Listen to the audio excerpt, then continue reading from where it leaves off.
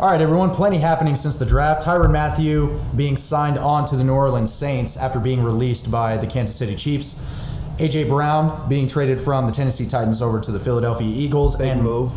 Big move. We'll see how that pans out. And Marquise Hollywood Brown being traded from the Baltimore Ravens over to the Arizona Cardinals. Whether or not this is a good trade is going to be answered. That question will be answered later on in this episode of RJ Talks. You better believe it. Yeah, I'm Jose. I'm Ricardo. And this is RJ Talks.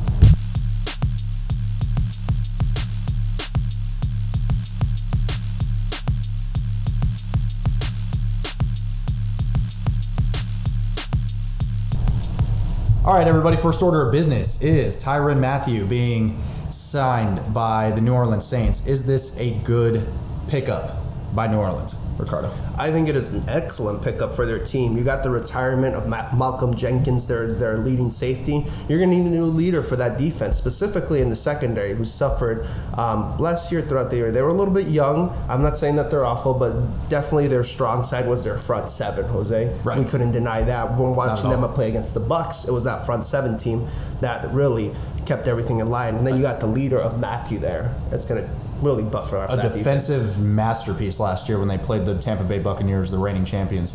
Yeah. No, absolutely. I mean, it was incredible to see something like that. Yeah. Now, before I get into as far as like how this is going to affect New Orleans, I say this is a huge loss by the Kansas City Chiefs because reports coming out, Jose, from Tyrann Mathieu himself. Now, keep in mind, this is him saying this. We can't confirm, obviously, because we didn't see what happened. Right. Kansas City didn't offer him a deal. And Kansas City purportedly offered a deal to an okay safety. And Matthew's like, if they would have just offered me a deal, he would have been happy to stay because he knew he had a better chance at winning over there. And you got to admit, it kind of broke the guy's heart because after for like a month, he just went off the grid. He just kind of went AWOL. Yeah, exactly. Thank you. That's the word I was looking for. But you got a lead or free safety who can do pretty much almost everything, Jose. He can cover deep, he can cover in the slot, and he can be a huge run support and is a blitzer. Now, I know this personally because he spent his first few years with Arizona, and I was very disappointed that they let him go. But he's the epitome of a ball hawk. If you watch Ed Reed play, you could say like Tyrann Mathieu is like the Diet Coke version of him, only because Ed Reed was such a great player. Like he's an all-time Hall of Famer. That's still a compliment. Yeah, though. Exactly. That's still something to really give Tyrann Mathieu credit for. Yes. Yeah, definitely. And I have that personal connection to Tyrann Mathieu, like for myself, because I saw him play at LSU, Jose. I saw him play in his college days, and I was very ecstatic that my team picked him up because he's a playmaker. He can return picks, interceptions for touchdowns. He can recover fumbles, whatever you call it. Like he's small. He might be short, but he can play. He's one of those guys that just plays football. It's not about like how big he is or like how strong he is. You put him on the field, he can do it. Yes, and sir. the Saints, they need that because Malcolm Jenkins was their leader and he was getting old. But huge pickup for Tyrann Mathieu. Most definitely, yeah. And just taking a look at his stats here. He's had one sack almost every year of his career, with the exception of 2020 and 2014. Those are the only 2 years that he never had a single sack. As a safety, that isn't too bad. You average about like 1.5 sacks a year. And pretty much. Yeah, dude. And you going with the stats, you can watch that all day. But we can go back to the Tampa Bay Super Bowl. Like Mathieu was one of the bright spots of that defense. And last year it was Mathieu. It wasn't Mathieu giving up those big plays, going deep. Oh, yeah. It was the other parts of Kansas City's defense that they were struggling, which is why it's very, very surprising that they didn't sign him back. He was one of their key guys. He was one of the only key guys. Yeah, if you want to argue that. But I mean, the Kansas City defense as a whole had just so much trouble stopping the ball this past year and even the year before that. You know, the fact that we even saw the performance that we did in the Super Bowl is just mind-blowing to me.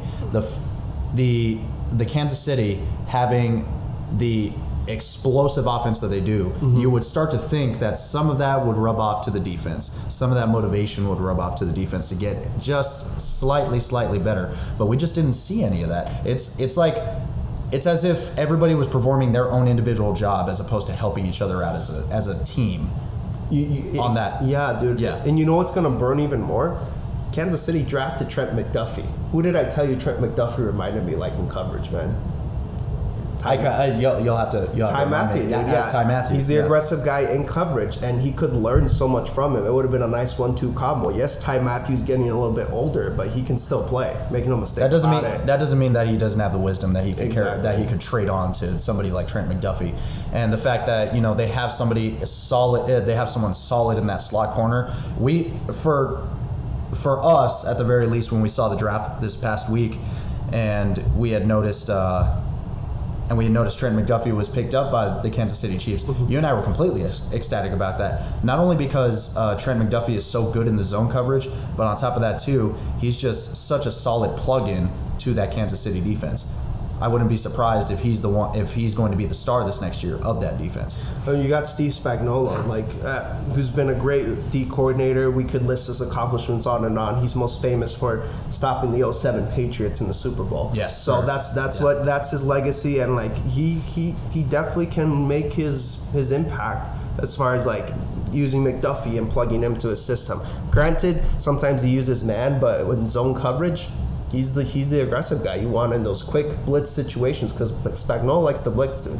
And you need quick guys to make sure that they are under cues and don't mess up when the receivers are running routes, because everyone knows when a blitz is coming, and it's a matter between touchdown for the offense and an interception for the defense. Sometimes, dude, that's the way it goes. So here's my question to you then. So what specifically could Tyrann Mathieu bring to the New Orleans Saints defense? I would say an added leadership to a young secondary group, and then specifically with Marcus Williams as well. Their other premier safety, they're gonna be great deep, because they can both cover deep, and I feel like if I'm New Orleans, I have a 2 deep safety as my defense, and then you can always move Tyrann Mathieu close to tackling, because the Saints defense, Jose, Marcus Williams, he was one of their best tacklers on the team. Right. And then you add another great tackler in Mathieu, you have both sides, and it's going to be very tough for a bunch of offenses to try to run the ball or try to do intermediate stuff with him. You got a hard-hitting safety on one end. Both of them are very, very similar. That's what's exciting, is because they both do the same things, so they both can play deep and they both can play inside. And it's an added, I had to say linebacker, but it's an added run support, dude, because he can line up 12 yards deep, and if the defense holds a runner long enough, a 10-yard game becomes a 5-yard game. It becomes those small differences, specifically with run support, because that's, even though he's a great ball player, dude, I would say run tackling is his greatest strength, dude. That's how aggressive he is. Blunt tackling like that? Yeah, blunt tackling. Yeah, definitely. So here's my next question then. Mm-hmm. With the Saints defense being as strong as it is, and even stronger this next year, will this positively affect the offense? We were just having this discussion off the mic. What do you think is going to happen? I'll say this. We see Tampa Bay's defense and how good they're looking. Yes. Who was their quarterback before Tom Brady was there? Mr. Jameis Winston out of Florida State. That's where it all comes down to, Jose, because you got Mr. 2 interceptions a game as your quarterback. It's going to tire out that defense, and it's the truth, dude. Wasn't it a couple of years before he actually went to New Orleans, or I believe it was the year before. The year before he broke even with his touchdown and interception ratio. He threw 30 touchdowns, but also 30 interceptions in a single year. And that's where it lies. That's where the problem lies, dude. Because with a great offense, okay, I'll give you an example, dude. You give let's see here. I'm trying to think of a good offense. Oh, perfect. You get the Bengals offense with this Saints defense, Super Bowl favorite. No doubt about it. That's how good that defense is. As soon as that news hit the airwaves, everybody would mention them. Yes. Everybody would slate them to be the Super Bowl winners. No question about it. Yeah. So most definitely. So that's why going back to your question, dude. It's going to be disappointing, because they're going to have to carry this team, dude. That's what's going to happen. They're going to have to carry this team. You got a new coordinator. You got a new head coach with Sean Payton retiring. Mm-hmm. You got a new system coming in. It's going to be a learning curve for the offense, and the real football people will know that this Saints defense is good. Just like people knew that Tampa Bay's defense, you know what? They're actually pretty good. They just get caught in tight situations when their offense turns the ball over. And it's just a shame last year that they were just so unhealthy as a team. Yeah, multiple people were getting injured. Many secondary players were being put into several games. So it was hard for them to come up, and everybody was expecting them to go to the Super Bowl again because they just looked that damn good from last year to the next year. But going just not straying too far away from the topic. New Orleans is. It's a shame to see one side of the ball look so good, and then the other side of it just you don't expect them to deliver. I'll say this, dude. If this was the 2015 Saints with Drew Brees at quarterback, they're Super Bowl favorites with Chris Olave. Yeah, if they had drafted Chris Olave at that time, if he had been young or if he had been old enough to do so. Let's bring it. I'll bring it back even further with Jimmy Graham playing as great as he was in New Orleans back in the day. Yeah, that's right. With Mark Ingram, and then you got Michael Thomas and then Brandon Cooks coming in. That would have been a team to reckon with. They would have been an NFC favorite off the bat. It's just, it happens with most franchises, but that's sometimes how it works. Like, you have a great offense, but a horrible defense. And then you have a great defense, but a horrible offense. That's why winning is so hard in the NFL. You got to bring both sides as close as you can in order to win. Yes. And that's absolutely. And going back to the Super Bowl champion Rams, there's an example of that, of equal talent on both sides of the ball. Right. That's how they got to win. Where Cincinnati, it was obvious their offense was better, but granted, their defense was playing out of their minds last year. Oh, they were great, man. Yeah. Oh yeah. Even in the Super Bowl, we mentioned this in the first episode of RJ Talks. Their defense came to play, especially in every single round of the playoffs. Every single time we just saw them with the fire. Yeah, they played very, very, very well. And what stopped that magical run was just facing a talent better with them. That just happens. Like, no matter how hard you play, no matter how amazing timing you are, if there's a talented person who works just as hard, but here's the key thing: works just as hard as you. That's where you can see the difference. And on top of that, too, their weak spots started coming to the forefront. In the Cincinnati offensive line. Yeah, so that's the trouble there. So Tyrann Mathieu, yes, he will make. We hope that he will make some kind of difference. We do believe that he will make some kind of difference in the secondary for the New Orleans Saints defense. However, as much as we would like to say that the team itself will improve in scoring, we would like to say no. Only because Jameis Winston is still at the helm at that team, and he just hasn't shown himself to be a very consistent quarterback. Yeah, no, that's exactly right. That's what it is. It's just the way this team is presently constructed on other sides of the ball. It's not going to make much of a difference. Maybe they win one more game, but I see them being 500 at best. Right. Well, you can't be 500 anymore. I see them being 9 and 8. Yeah, there we go. Best. There we go. 9 and 8 to win. That maybe not even a wild card team, but hey, some bigger surprises have happened. Let's look at last year. Nobody thought the Bengals were going to do anything, so maybe we'll see. Maybe this is what happens. Maybe some no-kid quarterback starts playing for them and they just go on a magical run. But this feels more like a coming home situation where he just wants to be happy and keep playing football as opposed to trying to win. With an elite defense, yeah, with an elite defense, he just wants to plug himself into that, which there's absolutely nothing wrong with that. The guy's earned it. Yeah. The guy's earned it, most definitely. I mean, it's not like he's been a pushover by any sense of the word. He's most definitely earned his keep in the league. Oh, for sure, dude. He's already gone through 2 big contracts as an NFL player, which is very rare to do. Go to 2 big contracts. Yep. So the people that don't know is that you got your rookie deal when you come into the league. Your contract after that's your first major contract. Yeah. And then the great players that play a while, they get a second major contract. This guy has done it. He's got his first contract with the Cardinals after after the Cardinals. He played with the Texans, and then he got his second major contracts with Kansas City. And he won a Super Bowl. He's got his money. He's been a Pro Bowler. He's earned the right to do what he wants. And God bless him, dude. He's going back home, and it's going to be great. Most definitely, yeah. So we'll keep an eye on the Saints defense this coming season, and we hope to see some really good things. Moving on to AJ Brown. We'll see you in the next segment.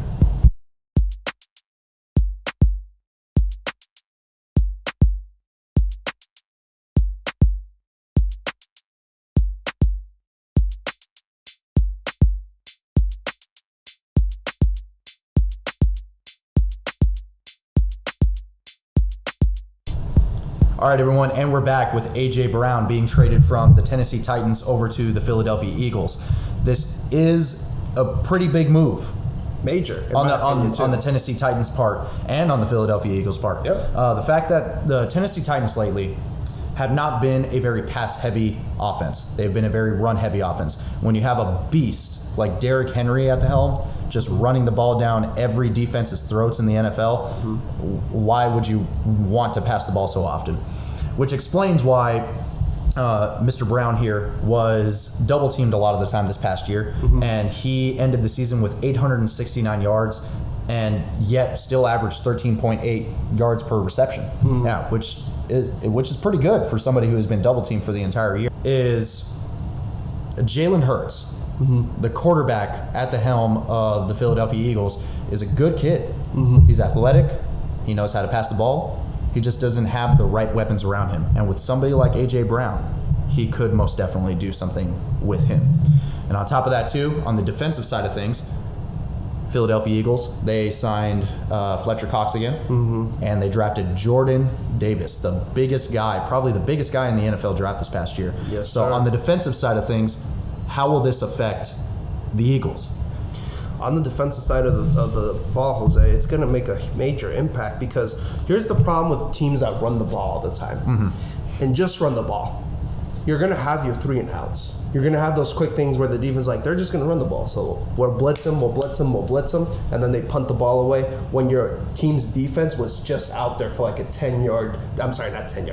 10-play touchdown drive. Right. And that's just going to exhaust them. When you add another element to your offense, it adds excitement, first of all, to everybody, including on your team. Yes, sir. And secondly, you can sustain longer drives, especially when you have a big body like A.J. Brown. Like, no disrespect to Devontae Smith, but the kid's like a stick, okay? He's quick, but it's hard to fit in those passes when you don't have a big body. And Jalen Hurts is going to need a big receiver to get in it because he's not the most accurate quarterback, but he makes an effort to pass it down the field. And I will say this, I think he can be better than Ryan Tannehill, what he is right now, because here's why.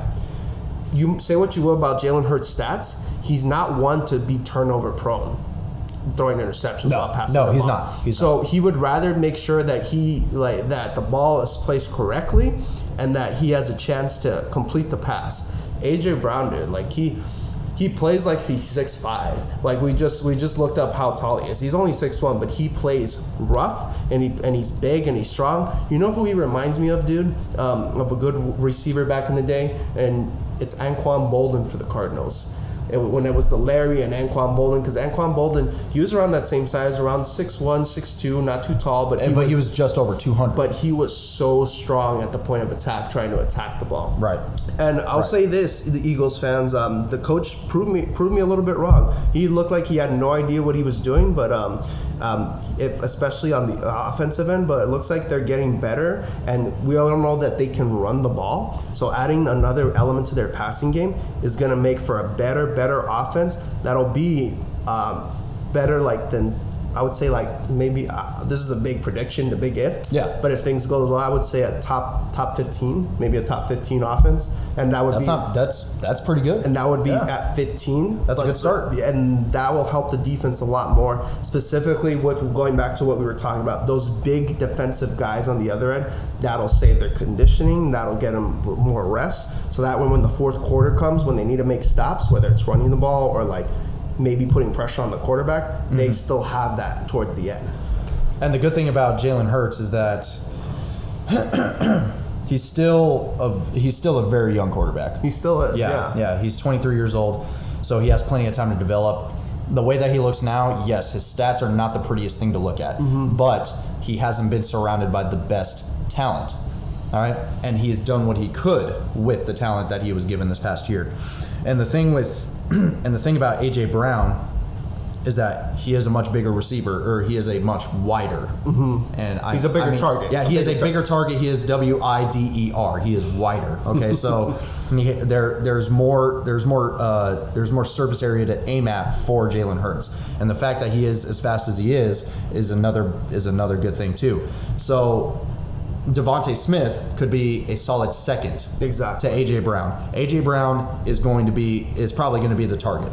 The primary target for the Philadelphia Eagles for Jalen Hurts. And you have a solid 1-2 combo, Jose. You have a big guy who can make possession catches when needed, when it's 3rd and 10, and you can't run the ball.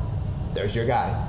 He's just good enough of a route runner, and he's a little bigger of a target to where Jalen Hurts can forget aim for him, throw it to an area, and let that guy go get it. Right. So that's what's incredible. And then with Devontae Smith, he's a deep threat, dude. He is fast. So you got a 1-2 combo where you have the possession receiver and you have the speedy receiver, and both can catch the ball.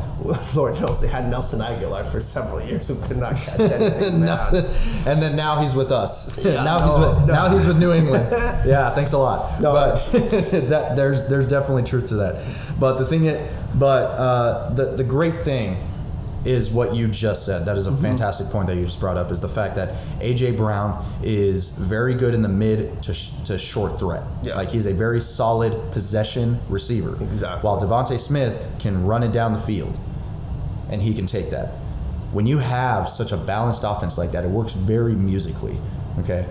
When you have somebody like Jalen Hurts, who is now going to be a lot more confident with somebody like A.J. Brown.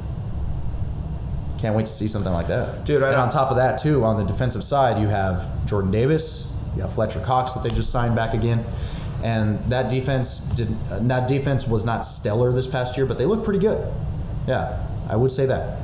They were definitely not the worst. They were definitely not the worst defense in the division or even in the league. No, and adding another big body to the front to stop the run will help that secondary out tremendous, Jose. Tremendous. Right. Because when you can not even tackle, because like not every play ends in a tackle for loss. That's the ideal situation. What you want from a big guy like Jordan Davis and Fletcher Cox is that you want them to create enough pushback to where the running back has to dance for a little bit. Instead of going straight, you want him to go a little bit side to side, and that gives chance for the linebackers to come in, and that'll prevent big runs from being taken over. It slows them down. Exactly. Yeah, it slows the running back down, so that way they have more time to think and less time to do. Funny that we mentioned the run. What other team in that division loves to run the ball? Who's always the division winner year after year? The Dallas Cowboys. Absolutely. The Dallas Cowboys. Dude, the Eagles. Yes, sir. They have in that ugly division every year. I think they have a chance to upset them this year. I honestly think we've heard a lot of different things. Yeah. We've heard a lot of different things saying that Dallas was still going to be winning that division, and honestly, in past years, it really hasn't been any contest. That's the issue. I say at the very minimum, when they play, it's going to be a split.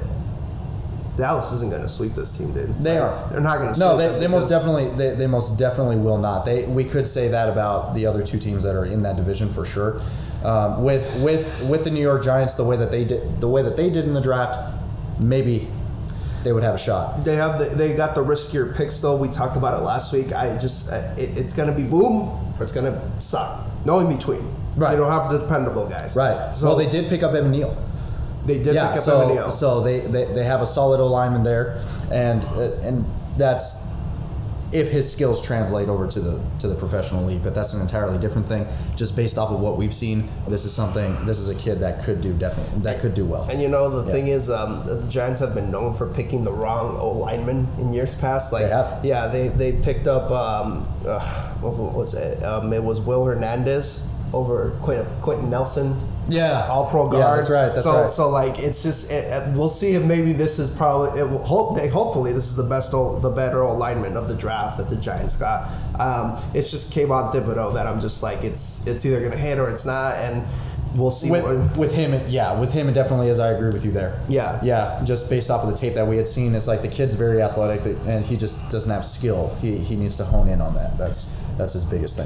here's the thing about this pickup that is going to help Adrian Brown a lot. With the Titans, they're a very run-first and play-action team. That's where he got his breakout was with that team when he rose and become a star. Eagles led the team rushing last year, Jose. They led the league rushing in all statistical categories. Granted, had Jalen Hurts running as well, but they still ran the rock a lot, dude. They did. Yeah, so they did. So the fact that I see where you're going with this. So the fact that they now have a very destructive passing game, right? That is only going to stack up onto their rushing game. We'll see what that. That offense is looking good. What do we always talk about, dude? Balance. As all things should be. Yeah, they run the ball. Don't copyright us. They run the ball effectively. Now they got another weapon to see if they can pass the ball better. And you add that, it's going to be some danger to it. Now, don't get me wrong. Like, I'm not saying like they're gonna make a deep run, but I could definitely see them making the playoffs this year. Well, they made the playoffs last year too. They did. I was about to say, like, they did make the playoffs last year, and Jalen Hurts was a big part of that. Yeah. So like, I can see them winning the division this year because Dallas has just gone backwards. Like, they haven't added anything to their team. They're of the mindset that like, we did good last year, we'll keep the same guys, and then we'll do even better. It's like, that's not how it works. We didn't hear anything about their picks after draft day. Oh my God! Who knew about that kid from Tulsa? Exactly. Nobody knew. Nobody even heard of that kid. They got the wrong Tyler. They didn't get Tyler Lindenbach out of Iowa. They didn't. They got Tyler Smith out of Tulsa. Like, gosh. But no, this is gonna help Eagles fans. Like, this will reinvigorate them in their team, and this is where you find out what Jalen Hurts is made of, because A.J. Brown is a legit receiver in the NFL. He is. Like, there's no question about it. He is. Like you said earlier, he had a down year because of double team, but when you're going to have Devontae Smith over the middle getting there, Dallas Goedert, their tight end, he's not as good as Ertz, but he's a solid, reliable, big body target, and then they can run the ball. You got pieces there. And then how the quarterback passes and plays, that'll show who Jalen Hurts is. Exactly. The cards have been dealt. Yeah. Play the game. What are you going to do with it? Exactly. That is, it's the ball is most definitely in Jalen Hurts' hands now. Yeah. So we're going to see what he does with it. We're going to see what he does with somebody like A.J. Brown and Devontae Smith coming back for another year, Fletcher Cox coming back for another year, and Jordan Davis on the defensive side of the ball. And it's shaping up to be a really good offense.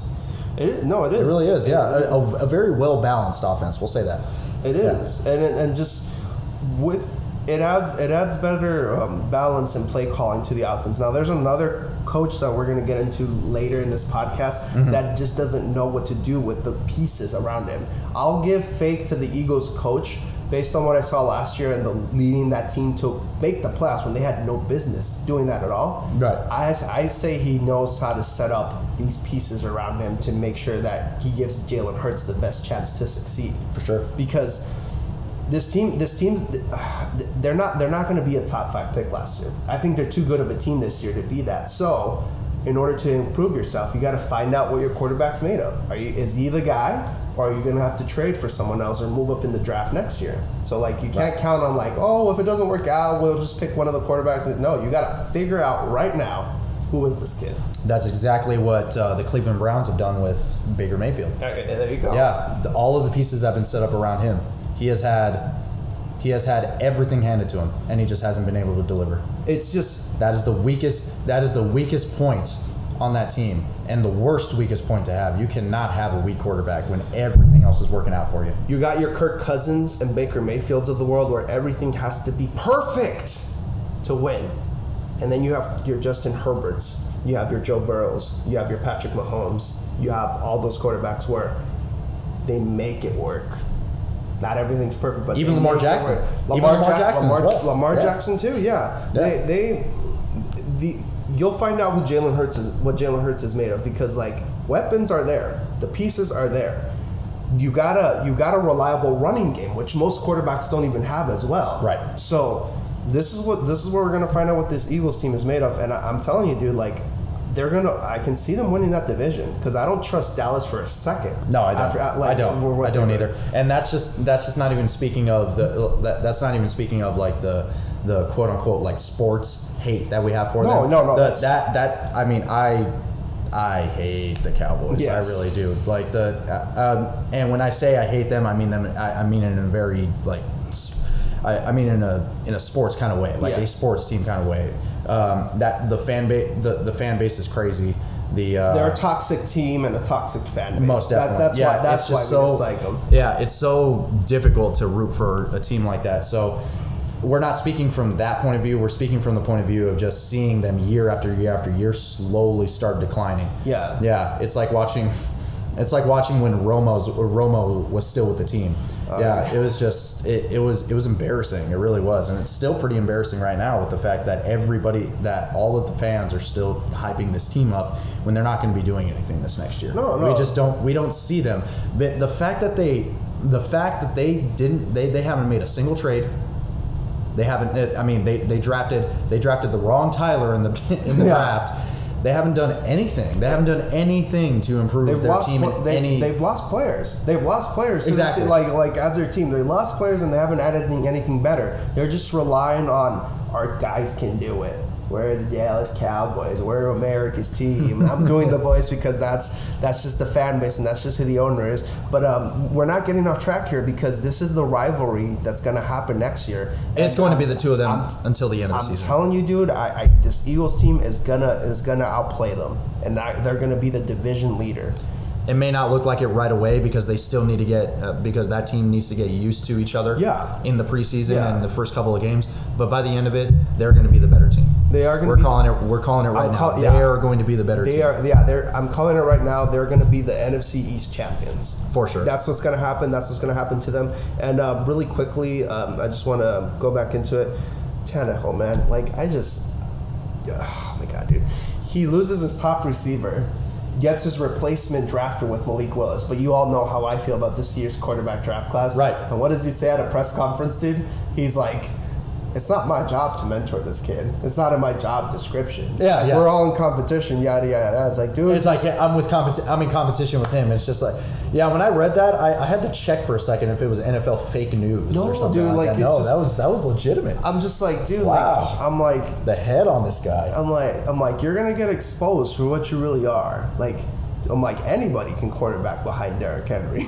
Let's just prove Derrick Henry carries that offense on his back, every single one. I mean, I wouldn't be surprised if he could actually do that because the guy's massive and strong. Yeah, and with this Titans team, they run the most vanilla of plays that you can imagine. That we ran my freshman year of high school. That's how basic they are, and that's why I'm not surprised that AJ Brown's numbers went down. I'm telling you, if the Eagles coach is as good of an offensive guy as we think him to be, not great, but competent, knows what to do around him, his numbers are going to get a bump up. I don't doubt it. If specifically when he's your number one guy, you're going to want that guy to get the ball as much as you can, and it'll help Devontae Smith a lot more too. Let me remind you, and everybody else that's listening, Ryan Tannehill had Julio Jones as a wide receiver.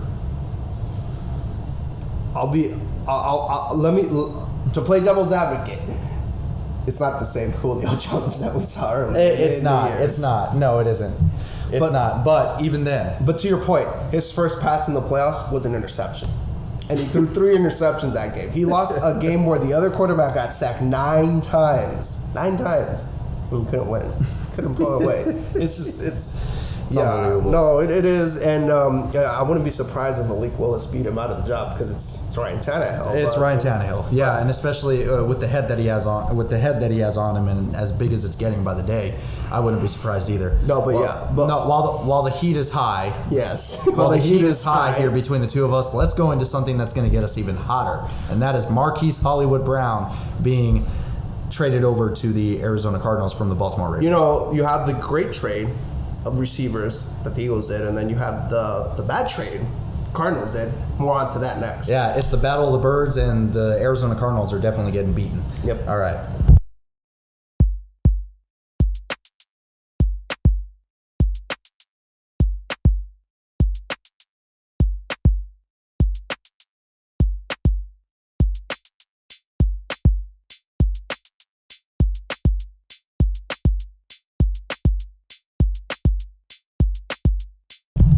All right, everyone. Thank you so much for making it to the last segment of RJ Talks this episode. What's really funny, this discussion that we were having just now, in the middle of the last segment, we were realizing how good the Philadelphia Eagles were going to be looking this next year. I mean, with their running back who could run very well and also catch, with Goddard the tight end, and Devontae Smith, and now AJ Brown and Jalen Hurts at the quarterback position. It's like And the fact that they made the playoffs last year. Yeah, I was, while we were talking, I was like, it literally just hit me. Like, I was like, wait, they made the playoffs? Huh. Okay. Like, we'll see how this team's going. But anyways, back to the more miserable news, back to the worst trade of the Dirty Birds, my team themselves, the freaking Arizona Cardinals. Your favorite to hear about very often now on this podcast. Absolutely. These are the rants I live for. It's very therapeutic for me, as a fan, specifically if I'm struggling. But I'm not gonna try to hog all the time here. We'll get right to the meat of the argument, because Lord knows I could talk on and on about the idiocy that this team's going through. It's so cathartic for you. Yes. Yeah. It's, oh my gosh. So I'll try to keep the intro a little bit brief, so that way we get some back and forth. For sure. Yeah. So go right ahead. All right. So I was excited about my team because we all know what's happening with the Kyler Murray saga, and to make it simple for the average Joe who doesn't know what's going on, pretty much. He's coming into his 4th year out of a 5-year contract and wants to get more money. Now, he thinks he's earned it. We as Cardinal fans who value winning and performing do not think that he's earned it. So, Lord, to my surprise, Jose, when I was like, oh my God, it's like Cardinals picked up the 5th year of Kyler Murray's contract. I was like, oh, I thought for sure they were going to roll over for him and just give him whatever he wanted. Like, please don't leave us, please. Like a very toxic relationship kind of thing for both sides, where it just ends up being that way. I'm like, yeah, you stand up to him. Yeah, you guys do that. And what do they do in the NFL draft? With McDuffie still on the board, with Tyler Linderbaum still on the board, with Jermaine Johnson still on the board, with Nakobe Dean still on the board. They trade their first pick. This was genius by the Ravens, by the way. Genius. They trade their first round pick for I'm going to be generous because this is what it says. And they're for a 5'9" receiver who can't get open deep. And it's a supposed deep threat, quote unquote. They traded for that guy when A.J. Brown was available. A.J. Brown was still available. They both went for the same thing. And we got the worst receiver, but paid the same price for it. That's where I just lose my mind, dude. I'm just like, how do you do this? Why? Because he played college with Kyler?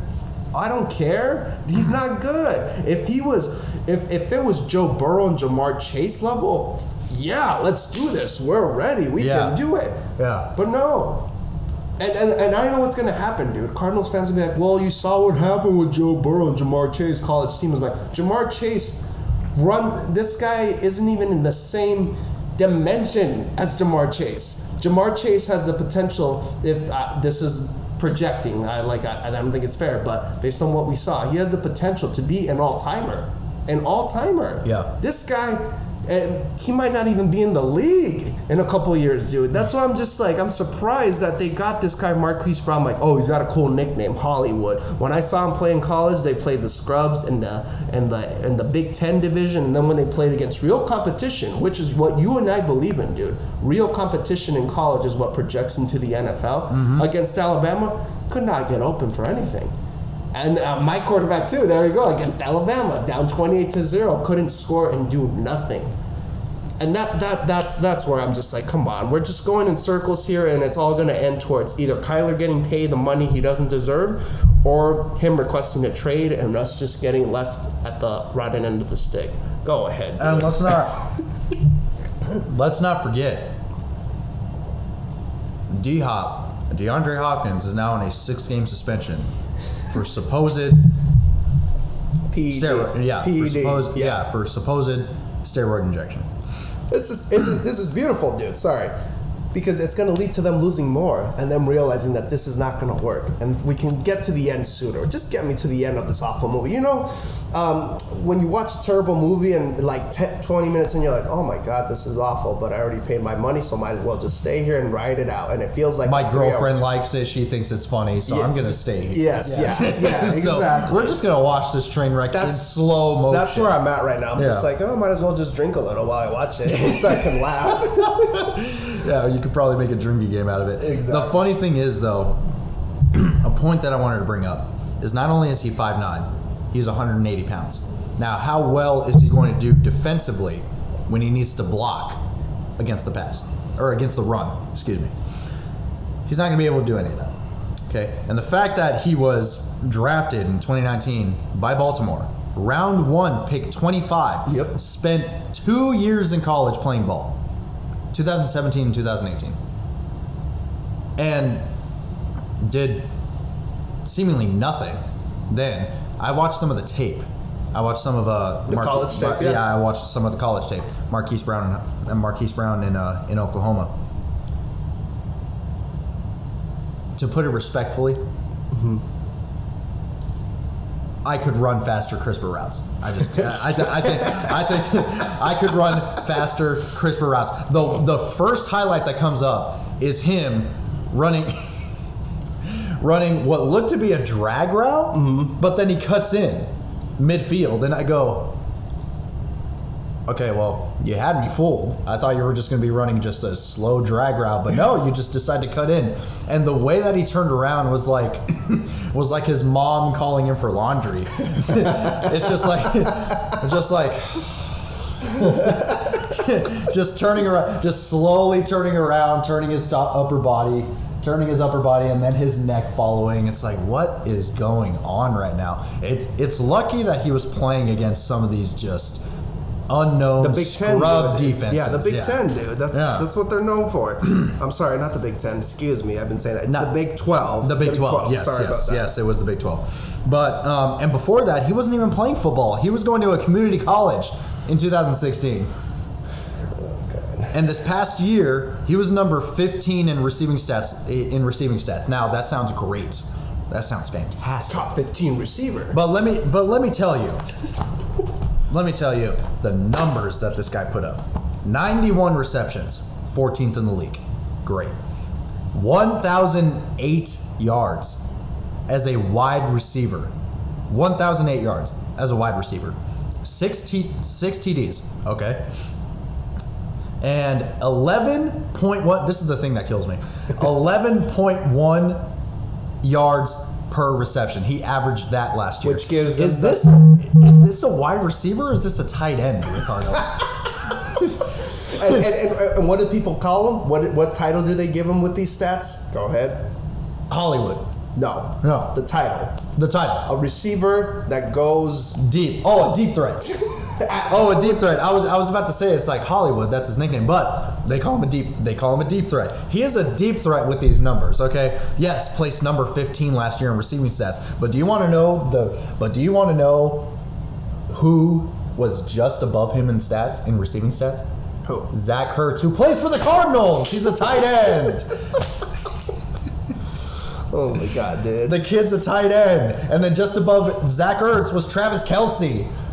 Now, Travis Kelce is an exception. I mean, that guy's just unstoppable. He is a beast at the tight end position. But again, he's a tight end. He's not a wide receiver. They're selling him as the great 1-2 combo that they need as a top receiver, and he's not. No, he isn't. He's not. He isn't. The kid is 5'9", 5'7", if you want to put it that way. He's definitely 5'7", with a 5'9" quarterback. No. Screw getting a taller receiver, screw getting a bigger receiver even. Like the Philadelphia Eagles, the ones who obviously won this trade. Or who obviously won this game, right? Of just who got the better receiver. A.J. Brown, the guy that we were just talking about, bigger, plays like he is tall. Marquise Brown plays like he's shorter than he is, which his listed height is wrong. Oh my gosh, I share my frustration with you. Although the Arizona Cardinals are my number 2 team, it's still my home state. Yeah. This is where we're from, Ricardo. We were born and raised here. Yeah. So the fact that we're seeing stuff like that, I just can't do it. I can't do it. And in college, okay, here, I have his college stats right in front of me. Okay, so in 2017, he had 57 receptions. Great. He had 1,095 yards. Remind me, what kind of league is this, Ricardo? passing league. This is the passing league, even in college. Yeah. Even in college, this is the passing league. No. And you can't even make the argument that this is a historical stat. You can't make that argument. Oklahoma, it was still a passing league. And Oklahoma's known for passing the ball. They never run the ball, dude. They're known for passing, throwing it all over the lot. That's how they got their Heisman Trophy winners, not by running the guy. Exactly, no. Passing it. And he's the number one threat. Yeah, he's the number one threat on that team. He was the number one threat on that team, and apparently he's still a deep threat. On what planet, Ricardo? On what planet? Okay, 1,095 yards. This is still 2017. 19.2 yards average per reception. He averaged more yards here than he did in the NFL. Yeah. Now, granted, the NFL is still a harder league to get into. But that's actual deep threat number. Those are deep. Yeah, that is a deep threat number right there. And then 7 TDs. Okay, 2018, 75 receptions, 1,318 yards. Much better. Yeah. Now top prospect. That's a solid. That's a solid prospect right there. He played his last year and then he looked like a top prospect. Nobody else looked at anything else that he did beforehand. Obviously. Yeah, and then he averaged 17.6 yards per reception and then 10 touchdowns. Yeah, it's like I'd draft this kid. Yeah. On paper, I would draft this kid. But look at him now. What has he done since then? He just hasn't developed himself, dude. What do we talk about receivers when we look at them, dude? Can they run the route tree? This guy can't run anything other than a deep pass. Go long. A go long. That's a strategy. Or not even an in route, dude. It's just run and then stop. That's what I've seen him do, and then like some quick screens. But look at it. He's not that fast when he plays. Oh, who could have thought that? When you watch the tape, like it's just like he's just. But I will. I will give the kid this. Yeah. Since college. Since college, his speed has improved. Yes. Yeah, he was very slow off the line when he was playing for Oklahoma. But now that he's actually gotten into the league, he's been forced to get faster, or at least improve his speed a little bit. And that's the thing that everybody's harping on. It's just like, oh, Marquise Brown is fast. He's this, is that, he's this. It's like, yeah, I'd be fast too if I ran in a straight line. For 90% of my games. And what bothers me, dude, they had him with an NFL MVP quarterback. Like, forget, like, I get the money issue because, like, you got Tyreek Hill getting that big money, you got Devontae Adams. This kid trying to demand something close to that is just laughable. But my thing is, like, if the Ravens think that he was, like, worth keeping, that he was like, yeah, this is going to be an essential part to our pass game when we run the ball. This is going to be our guy. They wouldn't have freaking traded him. I don't care if it was a first round pick, dude. Like, it's just okay. So the Packers did it because they're strapped at the cap from a prima donna. That's why they traded Devontae Adams. Right. Okay. The Tyreek Hill thing, they're strapped at the cap too, and like Andy Reid's like, we got better weapons. We still got Travis Kelce and we got Patrick Mahomes. It's like fair. The Ravens are last in the league in passing, dude. Like people want to say like he's going to be a great addition to Kyler Murray. He just played with the better version of Kyler Murray and Lamar Jackson. He just did. He just played with him, and he couldn't do anything off the line. And I'm going to love watching him play now with D-Hop gone, because you're not going to have an alien that everyone's going to turn their attention to. No. They're going to pay attention to you. They're going to put one of their top two corners on you, and let's see how you play. Yeah, because who was the number one target for Arizona this past year, or even the year before that? It was D-Hop. My guy. Yeah. My guy. It was D-Hop. Yeah. Yeah. So the fact that he's the top target, and you have somebody in AJ, and you have AJ Green just way past his prime. He hasn't done anything this past year, or even the year before that when we did decide to pick him up. Mm-hmm. He hasn't done anything. You now have Marquise Brown. We're not blind to these things, okay? So AJ Green is not going to be doing a whole lot this next year. We don't think he will be. Now all the eyes are going to be on Marquise Brown. Mm-hmm. So as soon as he starts to let everybody down, everyone's gonna love it. Everyone. Well, I'm actually gonna love it because it's gonna lead to failure in the front office at the quarterback position. It will. But all the fans will be like, "What's going on?" Like, what? I'm like, dude, we already have a small receiver who is faster, plays stronger, and is a better version of Marquise Brown. Gee, I don't know. Oh, freaking Randall Moore. He was our playmaker last year. He was our third option that when you needed a quick twitch from someone, when you needed a nice play, a quick screen, a quick slant, could run deep. That's the guy. We don't need this. This is a worse version of Randall Moore. They're both short. But one plays like he's 6'2". The other plays less than his height. Yeah, like the other plays like he's 5'7". Yeah, dude, like it's ridiculous. I'm like, we already have the short receiver. I'm like, oh, well, we lost Christian Kirk. You're gonna replace him with him? You're gonna replace Christian Kirk with him? At least Christian Kirk could run some damn routes. This guy just can't run a deep route, and he thinks he can outrun everybody, which he can't. I saw him with the Ravens, dude. As soon as he doesn't get the deep threat, he tries to just stop running and gets it, and that's where he gets some of those numbers. But that's all he tries to do is just run deep. I haven't seen him run a comeback route. I haven't seen him run an in route. I haven't seen him run an actual hook route inside. These are routes that, if you guys are interested, you can actually Google wide receiver routes. Jose mentioned it before with the wide receiver tree. Yep. If you Google the image, you'll see exactly what's going on, and then like you'll see, okay, this is out, this is a corner, this is comeback. When you put all of them together, it literally looks like a tree. Yeah. Yeah. Mm-hmm. This guy can't do it. They can't do it, and I'm supposed to be excited about this. I'm like, we could have improved our O-line by getting the best center in the draft. We could have improved our defensive side because we lost Chandler Jones with Jermaine Johnson right there. Right. Yeah. We could have gotten Nakobe Dean to improve our linebacker core. Trent McDuffie at corner. And I'm supposed to be excited by this guy? Oh, but no. But the Cardinals, they make up for it there because they draft their outside linebacker in the second round of the draft. Lord knows Kyle can't go one damn year without an outside linebacker getting drafted. My goodness. Oh, gosh. It's just, it's lining up for disappointment, and I'm happy because I just want this to end. I want to get a quarterback who wants to win, not just wants to get paid and doesn't get hurt. And then next thing, the front office, the head coach, you want out of here. You want Kingsbury out of there. You want Keim out of there. Dude, Keim has been torturing your team for years, for too long now. Oh my God, dude. As soon as Bruce Arians left, all that he did went downhill. Like, he drafted Tyrann Mathieu. I'll give him a credit. David Johnson, I thought he was going to be a lot better than he was, but he made up for it and he got D-Hop. So, like, he's made some good moves, but then they go by this pathetic move of who you get to lead the franchise, dude. I am telling you, Jose, I know I'm going off tangent here with Marquise Brown, but this adds up to the idiocy of this franchise making this move.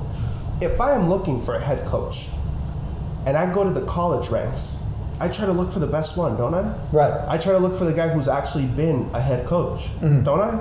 Or if not, who is at the very top at his position where it's no question that he's up there. Or if you can't get somebody like that, or you can't say you can't get the national champion. Say you can't get the national champion. Fine, whatever. You start going down the totem pole. Exactly. All right. But you don't go too far. You don't go to the bottom of the list of a guy who was a head coach and couldn't win with Patrick Mahomes as his quarterback. I like to remind that to people. He had Patrick Mahomes as his quarterback and could not do anything. And then he gets a coordinator job at SC, and half an hour later, the Cardinals like, wait, let's bring him in for an interview. Let's see what he has to do. He gets the job. My goodness, I'm like, what pictures did he have of the front office staff to get that job? What pictures did he have? Dude, it's just, I'm going to a coach who doesn't know what he's doing, and this goes all the way. This adds back to our theme as far as this franchise, dude. Like, just when I think they're making the right move, they do something like this, redundant, that we can't use. If you're gonna use a first-round pick, give it to A.J. Brown. You're still a team in another conference, you know? Like, it's not like the Titans are your rival and they won't trade with you. Get the better player. It's like walking into a store and you don't see anything you like, and it's like, oh, you know what? I'll just get this just to grab something. Yeah, just to say that I walked in and walked out with something. Yeah, no, like, it's like I go to beer and I want to get Blue Moon. Oh, okay, Blue Moon's not available. Should I get Dos Equis? Nah, frick it, I'll just get the Mickeys that's right there, you know? Like, it's just like the Rolling Rock that's sitting right over there. It's like, no, it's the Busch Light that's right there. It's like, stop treating yourself like this. Yes. You're better than this. Yes. The Arizona Cardinals are better than this. They are not the worst team. No, they haven't been the worst. That's what's so frustrating about it, is that they act like they're a bad team. They aren't a bad team. But they just continue to make these horrible, horrible decisions. They have the expectations of a Super Bowl winning team. Yeah. But the standard of a horrible team. Yeah. They had, like, I know this sounds like I'm saying the same thing, but here's the point. They expect to do this, but when it comes to the standard of the work that they do day in, day out, with the decisions that they make, they're decisions of a Jaguar team, of a Lions team. Like, it just blows my mind, dude, because I'm like, you get D-Hop, great. You hire Kingsbury. Yeah, well, the other way around. You hire Kingsbury, damn it. Oh, you get D-Hop. Oh, here we go. It's like a while back. It's like a while back when the Chicago Bears signed Jay Cutler to a 7-year deal. That was a while back ago. Yes, that was a while. But yes. It's like a while back ago. Yeah. It's like a while back ago when Jay Cutler was signed to the Chicago Bears for 7 years. It's like, yeah, you could go with a better option, but no, you won't. No, you won't do that, because this is the standard that you have set for your team. This is the standard that Arizona has set for their team. I mean, intentionally or otherwise. This is it. Yes. This is what we have. Okay, we have I like how you put it. I really do. Yeah. I like how the expectations. The vision is there. Yeah. It's like they want to go to the Super Bowl and they want to win, but their standard of doing so and their hope in players that don't want it as bad as they do is so palpable. It's to the point where they start making these decisions, and we want to have all the faith in the world in them, but they blow it. They completely blow it with decisions like this. I would have gotten excited, dude, in the draft night. I would have, you know me, I probably would have jumped out of the couch if I saw that they got AJ Brown. I would have been like, oh my God, here we go. Like, that's the move to make. That's fantastic. That's fantastic. And then, like, oh, D-Hop gets suspended. All right, well, we'll see what AJ Brown's made of, so we get that chemistry going and we go there. No, we get this bum out of Baltimore who's, like, I would say, maybe, okay, I won't insult him. He's a starting receiver, but he's bottom tier, like bottom tier. Like, that's not the guy. That's not the guy I would want. And everyone's like, well, I swear, if whoever's listening thinks like, oh, what about Tyreek? He's short. Tyreek is something different. He can run routes, and he's just Tyreek's an alien. A flash. Yeah. That's what he is. He's a flash of a human being. Yeah, he's quick, and he can run the route tree. Yes. Like that's the thing, is that he can run the route tree and that he's fast. Yeah. The fact, yes, Marquise Brown is fast, but he is not nearly as fast as Tyreek Hill is, nor is he even as adept of a receiver as Tyreek Hill is. Yes, and that's the thing about it, is that I haven't seen this guy get better every year. No, he hasn't. If I saw him, like, as he plays, getting better, like, year in and year out, whether it's like, small improvements, oh, okay, he's working this game, he's working some game here, I would be like, all right, we'll see. It's not what I want. I wouldn't be as upset as I am right now. I would be like, okay, like, we'll see what happens. All right, but like, I don't expect much. And this is why, as Cardinals fans everywhere, we gotta accept the fact that this trio is not gonna get us what we want. Every single Cardinals fan, old and young, wants one thing, and one thing only: to win a freaking Super Bowl. And what's got to go into that? A lot of stuff. But the foundation has to be set properly. It does. It's not set properly. It's a tumbling building, dude, that's just one losing streak away from collapsing on itself. And that's what I'm waiting for the next season, dude, because they are not going to go 7-0 next year. That's not going to happen again. They're going to struggle. And every time I see this team struggle, they don't persevere. They don't get better. They're just like, oh, we struggled. We'll see what happens. They go into this stasis. Yeah. Right, where they just they flatline for the rest of the season. Yeah. And they don't improve at all. They don't know how to handle adversity. Yeah. They just don't. Especially with somebody at the helm like Kyler Murray, who's a kid. And I do mean that he is a kid in the sense that he's young, right? Like you and I are young, right? But he acts like one. He acts like he's a kid. Mm-hmm. So the fact that you have somebody like that at the leadership position is only going to make things worse. You can be young, but you can be a leader too. You can. You can. You don't need to have the instinct. You don't need to have the instinct. Now, there are certain things that come with being a leader that you have to learn, and that just comes with time. Yeah. And that just comes with maturity. Yeah. And that's not something that Kyler Murray has. But there are certain things that you could be doing in order to expedite that experience. Mm-hmm. Right? Like for one, being cordial with the front office. That's one thing. Yeah. That's something that he hasn't done. Number two, understand your offense, understand your receivers, understand your personnel. But it doesn't seem like he's really shown any kind of promise in any kind of regard as far as leadership goes. Being calm under stressful situations on the sideline. Yeah. Be the example. Yeah. Being the example. Those are things that you can do in order to improve your team because everything trickles down. You're it. You are the team captain. No matter what. You are the team captain. Everybody's going to look to you in order to see the team succeed. Just to show the difference, I know he's older, but he's still young, like he's a quarterback. Yeah. We watch Joe Burrow, dude, and it's night and day. Like, I want that guy like to be my friend. Nothing. Like, night and day. When he struggles, he doesn't throw his helmet off on the sideline. He doesn't throw a hissy fit and sits by himself. He just accepts it, gets back up, sits down, gets ready for the next play. And that's why when you see him start tearing up, like the Super Bowl towards the end, right. You want to fight for that dude. You want to fight for that dude because you know he gives you absolutely everything. He has earned it. Yes. He has earned your respect and he has earned your trust. Yeah. And then Kyler Murray has not done any of that. And you see Kyler get mad? I don't care. He's not a leader. Like, why would I care if he's upset? Like, he hasn't shown that he wants to be with us, like that he's capable of leading us. He just shows that he wants to play good. He's a drum major when things are going great, but then he's I don't know, dude. Like he's the cymbals at the end when things are going great. Yeah. He's like the 10th chair clarinetist. Yes. When everything's going bad, it's just like, hey, I had nothing to do with this. I'm just here. I just exist. I just want my money, and then that's it. And then I'll try again later. But don't blame this on me, okay? Yeah, exactly. It's like I'm here to play. That's all I'm here to do. It's like, no, you are here to lead that team, and that team deserves it. These fans deserve it. Yeah. We deserve it. Yes. Definitely. And then he goes, oh, I want to be your quarterback, but I also want to get paid. It's like, okay, we completely understand that you want to get paid. Obviously, everybody that works wants to get paid, but you have to earn that. You have to earn that pay.